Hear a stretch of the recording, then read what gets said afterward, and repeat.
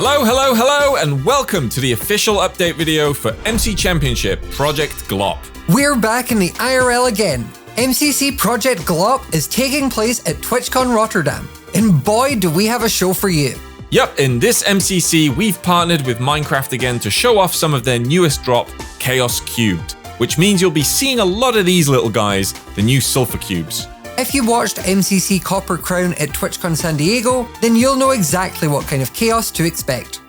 I wouldn't be so sure about that. According to this leaked letter on MCC socials, it looks like Alan Columbus got fired because of his behavior at TwitchCon San Diego.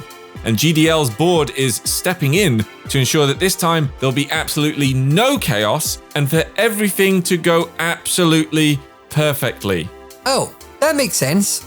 Well, GDL's obviously been very busy setting up all sorts of science stuff across the hub.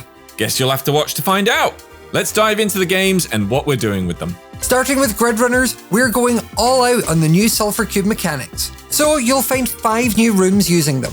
And we're only slightly spoiling these so that players will have the chance to get accustomed to how Sulfur Cubes work beforehand. Sulfur Cubes can bounce and slide and at different velocities, depending on what block they've consumed. So, bearing this in mind, we'll find Sulfur Cubes in a football room, where contestants will be punching them into goals that have timed openings. A shooting range, where you need to hit some bouncing Sulfur Cubes with bow and arrows at the right time. The golf room, but this time you'll need to chip 2 Sulfur Cubes onto the pressure plates. A pool room, where you'll need to use a bow and arrow to try and slide all the Sulfur Cubes into the pockets. And a bowling room, where you'll need to slide Sulfur Cubes into other Sulfur Cubes until they're all off their pressure plates. And carrying on with the Sulfur Cube themes, TGT-TOS-AWAF will also feature some new Sulfur-based maps, as well as Rotterdam-based ones too. Now, we're not showing any players in this footage because we've got a bit of a surprise for this one relating to another partnership in the event, but one we're not going to tell you about yet. So here, have a gander at all the new maps and try to guess how the players might be moving across them. Intriguing.